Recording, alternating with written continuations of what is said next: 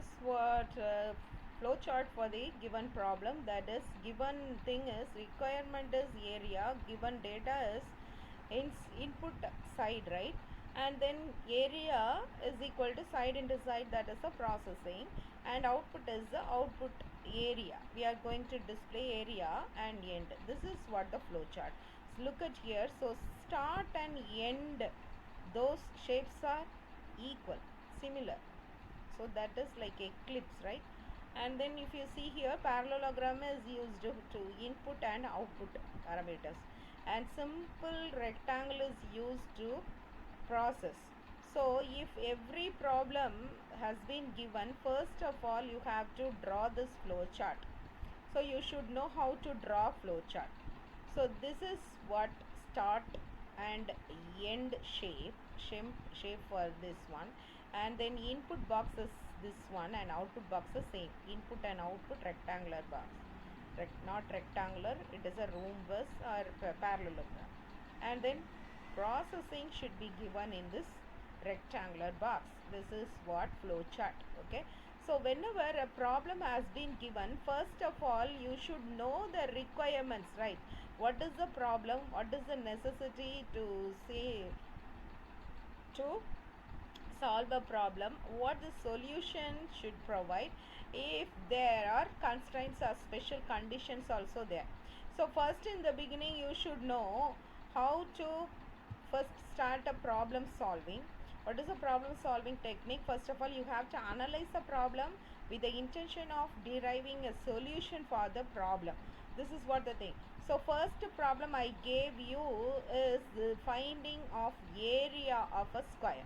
So what is the input you should know? So given data in mathematics you will write, right? So that the same thing you have to write: input, processing, output. This is what the analysis. Input, processing, output you should write. Afterwards, pseudocode. Pseudocode means simple English you have to write.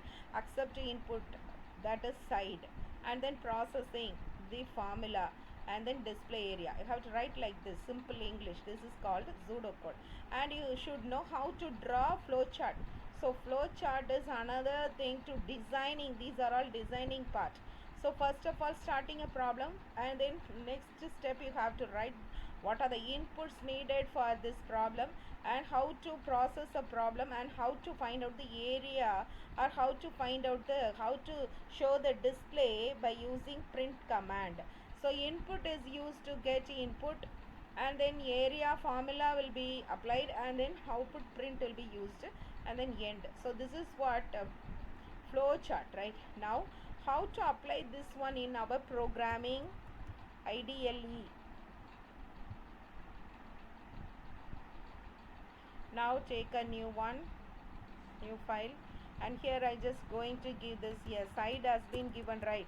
So side has been given means that is a constant. Now you can say that side or s equal to whatever you can give, that is a parameter which is for variable taken. So store this side, that will be 40. Okay, the next one, let it be a good exercise, you can do that. Side equal to 40, and then you have to find out the area, right? Processing.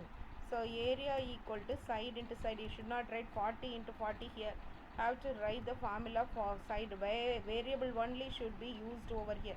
Should not write 40 into 40. Have to use this side. This is what the variable where we are storing this 40, right? So that will be now given here, side.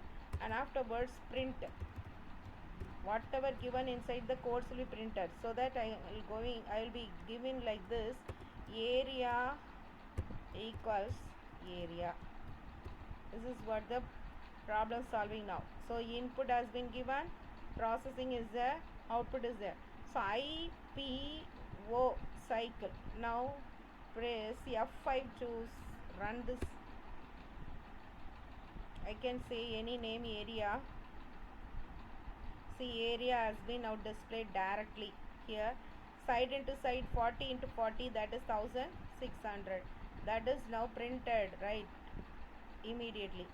So this is constantly you have given side. Suppose if you want to get the input from the user, what should you do? You have to use like this. Look at here. First of all, the data type, Which data type? Integer is the data type which will accept numeric characters. Float